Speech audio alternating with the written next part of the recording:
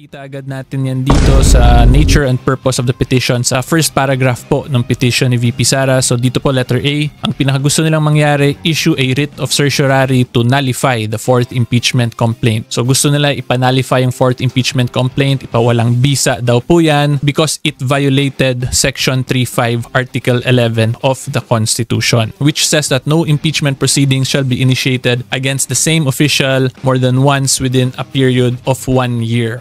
Magandang araw po sa inyong lahat. Reaction Update PH nagbago. Napakaganda ho ng pag-uusapan natin ngayon mga kapit. Ito na nga ho ang impeachment ni VP Sara. Ito po kampo kasi ni ating VP mga kapit. Pinananalipay na po nila ang fourth impeachment complaint laban sa kanya kasi nga naman mga ka-update, sobra-sobra na po at labag na sa batas ang impeachment na nululunsad sa kanya. Mga ka-update, meron po tayong 1-year rule ba na bawat isang officer ng impeachment isang beses lamang po dapat siyang i-trial o i-impeach sa isang taon at hindi sunod-sunod. Ito po kasing kinocomplete ng Kamara mga ka-update. Pang-apat na beses na po yan. Pang-apat na beses na po. Kaya mga ka-update, labag po sa ating batas yan. At hindi po pwede yan. Ngayon, kahit na ano hong pilit niya itong Kamara, hindi po natin alam kung matutuloy itong pagnanalipay ng kampo ni VP Sara sa impeachment complaint laban sa kanya. Kasi alam naman niyo mga ka-update, hawak po nitong si Bobong Marcos ang mga taong yan. Mga aliporis po ang mga taong nagpapalakad o pilit na nagpapa-impeach sa kanya. Kasi mga kapit, alam naman po natin malaking sagabal o tinik ang ating VP Sara sa gobyerno ni Marcos Jr. Kahit na po ganyan mga kapit, yung pinakatrabaho lang naman talaga ng ating VP Sara, mahintay lang naman po magurgur o alam niyo na ho, para pumalit bilang presidente kay Bongbong Marcos. Sana naman makapit, wala naman mangyari ganun, di ba? Hindi naman po natin pinapanalangin na may mangyari dito sa presidente kahit na ganyan ang pamamalakad sa ating bansa. Pero yun talaga ang pinaka-trabaho ng ating VP Sara mga kapdi. Magiging palit lang po siya sa pinaka-presidente. O ngayon mga kapdi, pakinggan mo natin ang magiging pahayag ni Atty. Neil Abayon patungkol nga dito sa pagnanalipay ng impeachment complaint laban kay VP Sara ng kanyang kampo. Simulan na ho natin. Okay, so good evening taong bayan at for today po i-discuss ko sa inyo yung most recent na order ng Supreme Court in relation po dun sa mga cases filed sa Supreme Court din po na questioning the constitutionality of the fourth impeachment complaint filed against Vice President Sara Duterte. Okay, so ang latest po dyan ngayon is naglabas po ng order ang Supreme Court and the Supreme Court is asking for information po kung paano na-file yung fourth impeachment complaint ng House of Representatives. Okay, so medyo late na po tayo dito. This is actually already 6 days ago na nga po yung balita. Nonetheless, I personally believe this is still a good issue to discuss considering meron pong mga nagsasabi kasi na judicial overreach daw po yung action ng Supreme Court dito. Okay? So, preliminary matters po muna tayo para mas klaro talaga. Okay? So, unang-una po, this is the case that I am explaining for, I am talking about in this video, yung GR number 278353. Hindi po ito yung actual impeachment complaint na nandun na sa Senate. Okay? This is a case filed po sa Supreme Court by Vice President Sara Duterte wherein si VP Sara po, she is questioning the constitutionality of the fourth impeachment complaint filed because daw of a potential violation of the 1-year bar rule. So again, take note po, hindi po ito yung actual impeachment complaint na nandun sa Senate. Rather, this is the case po sa Supreme Court questioning the constitutionality of the impeachment complaint na nandun na ngayon sa Senate. Okay? So hopefully, klaro yun na wag nyo po sana mapaghalo-halo. Okay? And because of that po, I think this is still, in a sense po, related pa rin sa impeachment ni VP Sara but hindi siya the actual impeachment complaint. So anyway po, hopefully klaro yun. Ngayon punta na po tayo sa next topic of discussion natin. So So in summary po, may kita agad natin yan dito sa nature and purpose of the petition sa first paragraph po ng petition ni VP Sara. So dito po letter A, ang pinakagusto nilang mangyari, issue a writ of certiorari to nullify the fourth impeachment complaint. So gusto nila ipanalify yung fourth impeachment complaint, ipawalang bisa daw po yan because it violated section 3.5 article 11 of the Constitution, which says that no impeachment proceedings shall be initiated against the same official more than once within a period of 1 year. Okay? So from this po, from the very first paragraph, makikita po natin na this is a clear constitutional issue po yung linalaban dito or yung pinapaglaban po ni VP Sara sa petition for certiorari niya sa Supreme Court. Okay? So again, this is a clear constitutional issue, ang cause of action po ni Vice President Sara Duterte. Okay? And because of that, ngayon po tingnan natin naman yung next question natin.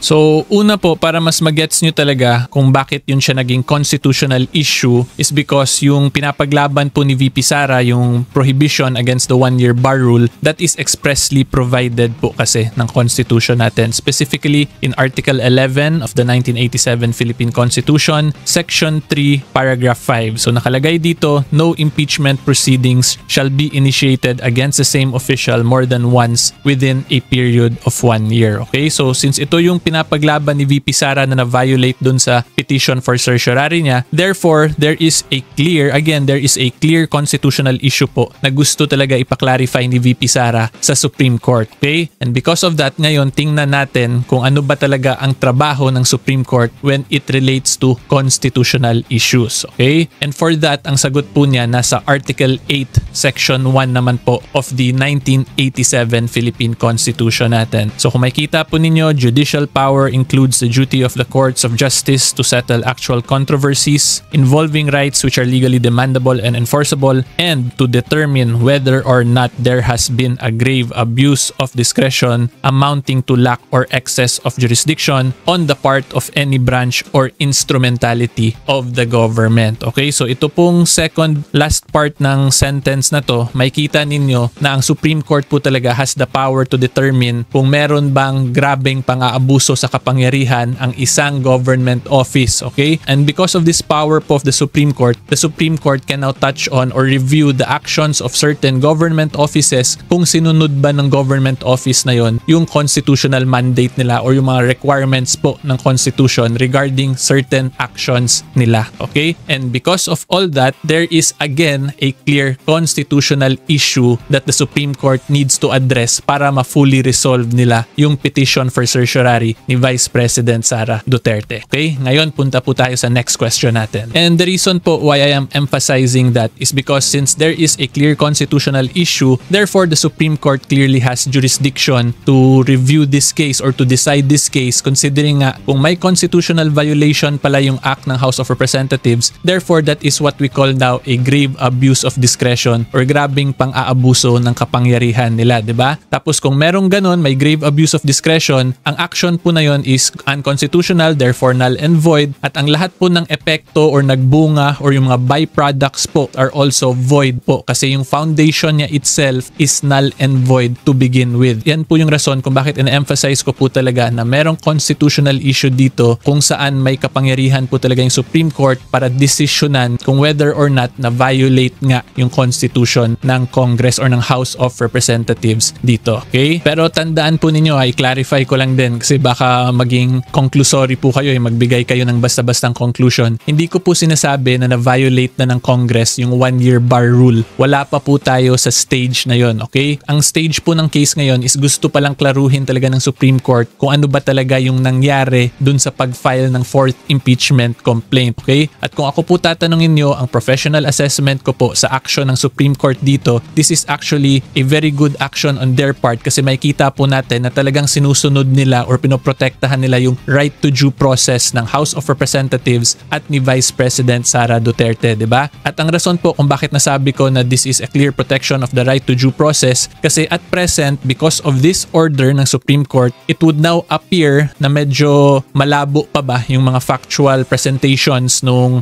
parties in the case. So in short, ayaw mag-decide ng Supreme Court kung malabo pa yung kwento or yung facts, di ba? And it is for that reason, more or less po, kaya gusto ipaklarify ng Supreme Court sa House of Representatives yung facts talaga as to the filing of the fourth impeachment complaint para po makadecide talaga sila based on all the record or all the data na mapuprovide sa kanila ng party, di ba? So because of that, that is a clear preservation po and protection of the right to due process of both parties in this case, okay? So ngayon, punta po tayo sa most controversial question of the evening. And I am sure po kung nakinig kayo ng mabuti sa lahat ng explanation ko, masasagot na ninyo na kung ako po tatanungin na yung professional assessment ko po, there is no judicial overreach by the Supreme Court in this situation because unang-una, like what I've explained, there is a clear constitutional issue po, di ba? And yung pinakita ko rin din po sa inyo kanina, pag may constitutional issue, meron pong jurisdiction or power yung Supreme Court to determine constitutional issues. So dun pa lang po, klarong wala ng judicial overreach, okay? Pangalawa, there is only judicial overreach when the Supreme Court will touch on mga political questions, okay? However, in this case po, wala namang political question eh, 'di ba? There is a clear constitutional question. Yun po yung issue talaga dito, whether or not na violate ba ng Supreme Court whether or not na violate ba ng House of Representatives yung 1-year bar rule. So because that is a clear constitutional question, edi wala pong judicial overreach dyan sa part ng Supreme Court. And pangalawa, like what I also explained, wala rin pong political question doon kasi this is a clear issue na masasagot lang naman po ng mga factual presentations of the parties. 'Di ba? So kung ipakita lang dito ngayon ng House of Representatives yung nangyari step by step, edi mas klaro at mas makaka-decide ng maayos yung Supreme Court kung whether or not nasunod ba talaga ng Congress, ng House of Representatives yung requirements ng Constitution. Okay? So ipakita ko na din po sa inyo kung ano ba yung specific requirements ng Constitution regarding the initiation of impeachment complaints. So ito po, Section 3, this is still in Article 11 pa rin. Section 3, Paragraph 2, a verified complaint for impeachment may be filed by any member of the House of Representatives or by any citizen upon a resolution of endorsement, so on and so forth, which shall be included in the order of business within 10 session days. So diba, this one is very crucial because this is a clear constitutional provision po eh. Nasa Constitution nilagay mismo yung 10 days na dapat nasa order of business na. And after nyan, once nasa order of business na, referred to the proper committee within 3 session days. Diba? So very crucial to, 10 days and 3 session days. Thus, the committee, after hearing and by a majority vote of all its members, shall submit its report to the House within 60 session days from such referral together with the corresponding resolution. At yung naging main issue po kasi talaga dito sa impeachment ni VP Sara, hindi po nangyari tong 10 days and 3 session days because of the current setup po ng rules ng House of Representatives na pag na-file sa SecGen's office, medyo dun may gray area po kasi pwede i-dribble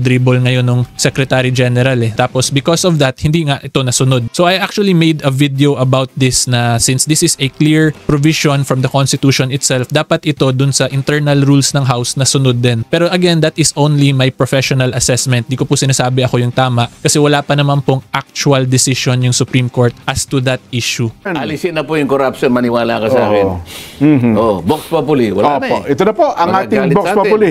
Magandang umaga muna sa mga taga-Al-Falah, Abu Dhabi. Ayan, Al-Falah, Abu Dhabi. Mula po kay Kuya Ronel Miranda. At saka si Kuya Beans, Agabaw. Kuya Beans, nakatutok pala sa atin sa dyan po sa bahagi ng Isabela.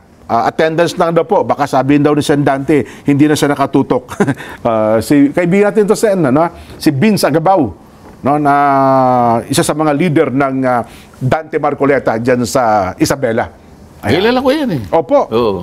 At saka yung kanyang butihing may bahay. Ito na po ang ating Vox Populi. Alin ang dapat bigyang atensyon ng Senado? Sabi ng isa, A. PRRD Act. B. Resolusyong nagsasabing unconstitutional ang pagkakahuli kay PRRD at dapat na siyang pabalikin sa Pilipinas. ang mga reaksyon. B, yung resolusyon ni Sen Dante Marcoleta, the best. Kita mo na, Pablo ng Antipolo. B, yung dalawang resolusyon ang dapat pong unahin ng Senado, Nestor and De Las Alas, Bonggao Tawi-Tawi. B, yung dalawang resolusyon po ang dapat unahin, Romel Nipay ng Pasay City. B, resolusyon po ni Kong Dante, Senador na po Marcoleta, Rezen Quintana, Quezon City. B, saluto Senator Marcoleta, hopes siya na ang maging Senate President. Ba, Sheila Hisman, Sydney, Australia. B, doon tayo sa mas maraming makikinabang, kaya doon tayo sa magpinsan, Alexander Jose ng QC. Gusto ko yun. Magpinsan nga naman. B, ang resolusyon po ni Sen Dante Levy ng Rizal. B, yung resolusyon ni Senador Marcoleta ang makakatulong para makauwi si PRRD. Illegal pong pagkakaresto kasi sa kanya. Jury Arenas, Caloocan City. B, mas meron pong pakinabang sa na magpinsang buo na resolusyon ng Senador Dante Marcoleta, Rom Carandang, Calamba City. Dahil Yun. mas maraming mamamayan ang makikinabang. Mapapanagot kasi ang gumawa ng pagdakip kay PRRD, Francis Rendon, San Pedro, North Ilocos Sur. Magbabalik pa po sa ganang mamamayan. Marami po yung nagtatanong. Ni-require po ng Korte Suprema ang House of Representatives at saka yung Senado na ibigay ang 10 impormasyon na kanilang inihingi. Opo. Isa-isahin natin, Sen. Hindi, wala na tayong panahon eh. Pero ang masasabi ko lang, yung mga salient points na lang na gusto niyo palutangin, Sen. ang masasabi ko lang, dito pa lamang sa kauna-unahang hinihingi ng Korte Suprema, magkakaalaman na ito eh. Yung una kasi, yung letter A, the status of the first 3 complaints filed by the private citizens. Okay. Bakit importante ito para sa akin? Kahit ito na lang, dito na tayo magtapos. Alalahanin po ninyo na 3 impeachment complaints po ang naunang i-file na magkakaibang grupo bago isulong ng House of Representatives yung pang-4. Yes po. So yung unang 3, December 2, nung i-file, yung pangalawa, December 4, at sinundan ng December 19, Opo. 2024. Yes. Pagkatapos, February 5, isinulong yung pinirmahan ng halos 215 members of the House of Representatives. Tinatanong ngayon dito sa Korte Suprema, sabi niya, under oath, Okay. Opo. ano ang estado ng unang 3? Mahihirapan silang, Oo nga. mahihirapan sila rito. Ano, kung estado, Sen, ano bang dapat na sabihin? Estado ng isang impeachment complaint, kung active or non-active or ano po? Hindi, bahala Fine. sila. Estado ang pinag-uusapan. Basta kailangan sumagot sila under oath. Ayun nga, parang hirap nga akong sabihin. Sapagkat tinulugan nila ito eh. Hindi naman lang pwede sabihin, under oath.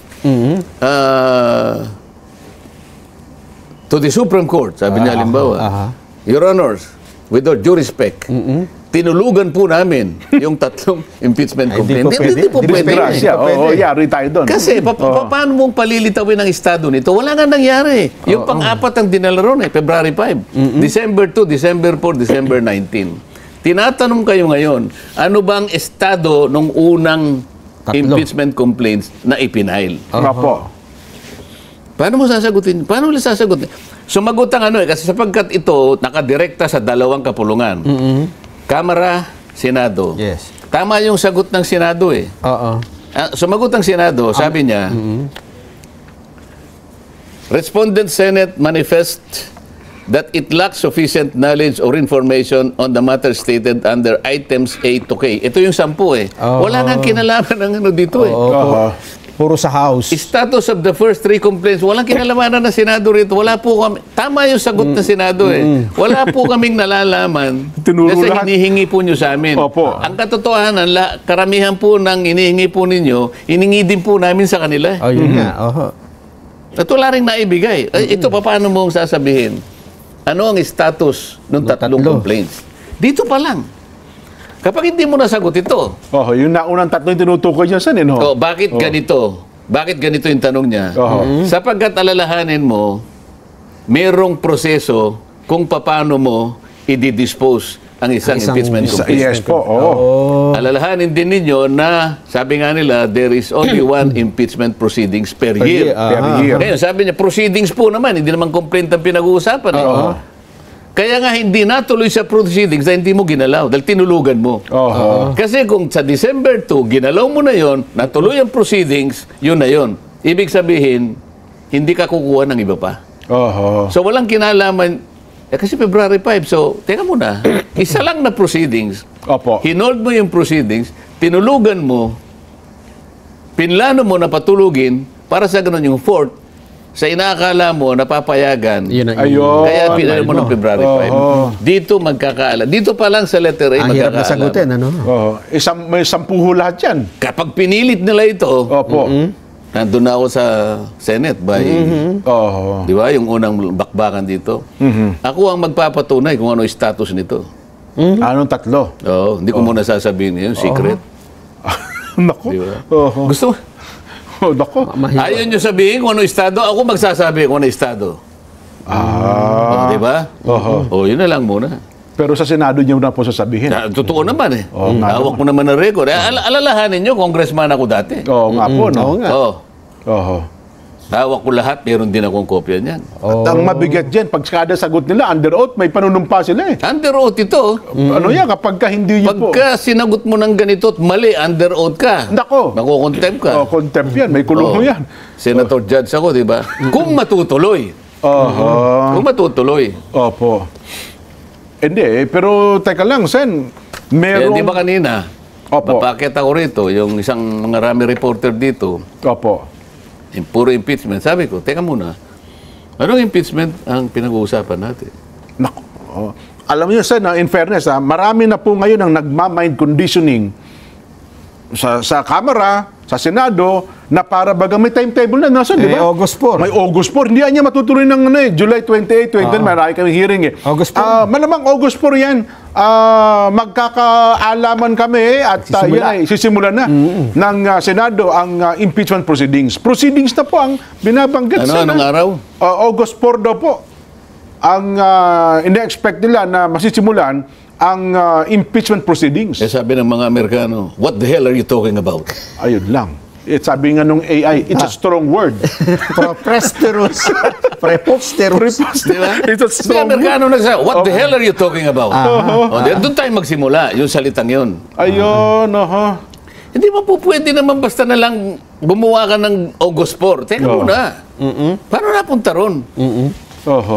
Kasi yun na po, Sen, ang halos, sa social media, sa balita, na para bagang ang binibigyan ng daan ay matutuloy talaga. At lalo pa may survey ngayon. May lumabas na survey na marami daw pong Pilipino ang nagsasabing gusto nilang marinig ang paliwanag ni BP Inday Sara sa impeachment complaint. Sabi ng survey. Yes po. Meron mo palang naniniwala sa survey, Jen? Ako number 32 ako sa survey. Ha? Hindi ba pinag-usapan na natin, kayo pong mga survey companies, you will do well in doing surveys on Philippine products. Yung ginawa ko ng example ito. Ito talagang magagawa nila ito. And I think they have competence to do it. Magsimula tayo sa bagong isda. Merong bagong munamon na pinoproduce sa Pangasinan. Pangasinan yan. Opo, sarap niyan. May bagong balayan sa Batangas. Opo. Merong bagong napada sa La Union. Ayan, ako. Mag-survey kayong lahat kung sino yung mas gustong kainin ng Pilipino dito sa tatlong bagoong. Anong klase ng bagoong? Yan na lang kayo. Pero para pakialaman pa ninyo kung ano yung naisip ng tao, political matters, wala na pong naniniwala sa inyo. Number 32 po ako. Ipinamukha po ninyo sa mga botante natin na hindi ako lalagpas sa 22. Ito yung bracket ko eh. From 32 hanggang 22 lang ako. Hindi po ba ganun ang ginawa nyo? Mawalang galang na po sa inyo. Kayo po mga dakilang gumagawa ng survey, wala na pong naniniwala sa inyo. At kapag ka po ipinilit ninyo, baka magkita tayo sa Blue Ribbon Committee. Huwag po ninyong ipipilit ang isang bagay na hindi na pinaniniwalaan ng tao. Yun lang ang masasabi ko sa inyo. Naku, mabigat nga yan, Sen. Pero teka lang, Sen. Exhibit A. Opo, kayo ang unang ebidensya. Buhay na saksi. Hindi, kasi merong isang senador, Sen, Pinainit mo na naman ako. Hindi. Ito factual ito. Ito, lalamig na ulo nyo lalamig nyo rito. Initin mo na naman. Ito yung gawain nitong dalawang ito eh. Ito, Sen. Patapos na tayo. Ito, lalamig ulo nyo Lalamig dito. nyo dito. Ito na. Sige, Meron po Lalamig. Lalamig. Lalamig.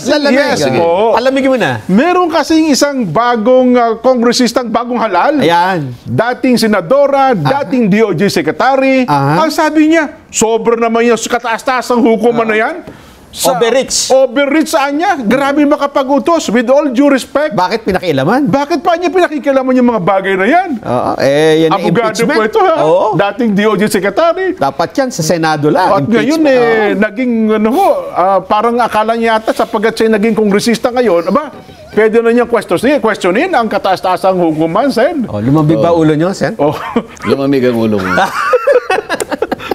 Kasi natuwa ako. Yun po, di ba? Pero Akala nyo mauuto nyo. Hindi po, ang akin po, ang punto ko dito, Sen, para sa isang senadora, dating DOJ secretary, dapat po niyang sabi Abogado. ko nga, hindi ako pangkaraniwang mamamayan lang, hindi ako maglalakas loob para sabihin ko yan Patawarin nyo na siya. Patawarin nyo na. Alam nyo, ang pagpapatawad, alam nyo naman, nasa Biblia yan. Aha. Mas lalo kayong magiging dakila kapag kayo nagpatawad. Lalong-lalo na sa mga nadidimla ng isip. Di ba? Magpatawaran tayo. Siya yung nagkaroon ng overreach. Pinagagana ko po kasi yung ngipin sa ngipin. Anyway, resulta na po. Resulta na tayo, Sen. Wala na? Wala na. Meron pa ba? Meron, Magbe-break ayan o.